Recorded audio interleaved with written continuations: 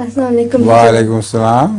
حضور, اگر ہم کسی جگہ سیر کرنے جائیں اور وہاں پر ہمارا قیام 15 دن سے زیادہ ہو تو کیا ہم کو شروع سے پوری نماز پڑھنی چاہیے؟ کتنا قیام ہو؟ 15 دن سے زیادہ.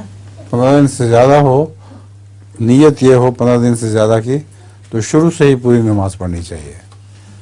اگر نیت ہو 14 دن تک ٹھہرنے کی تو نماز قصر کرنی چاہیے.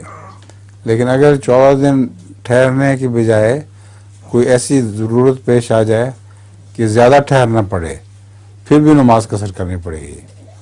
کئی مہینے بھی اگر ٹھہرنا پڑے, جب پتہ نہ ہو کہ کب واپس جانا ہے, تو پھر بھی نماز قصر کرنی ہوگی. حضرت مسیح موعود علیہ الصلوۃ والسلام نے اپنے گرداسپور کے مقدمے میں دوران ایسا ہی کیا تھا, کیونکہ آپ کو پتہ نہیں تھا کہ کب میری چھٹی ہوگی.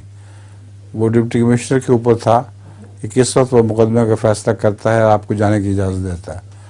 تو آپ جب تک ٹھہرتے رہے اس وقت تک نماز قصر کرتے رہے.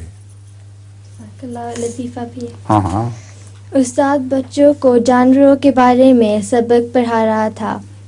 اس نے بچوں سے پوچھا, بتاؤ کتا دوڑتے وقت اپنی زبان باہر نکال کر کیوں لٹکا لیتا ہے؟ کتا. ہاں.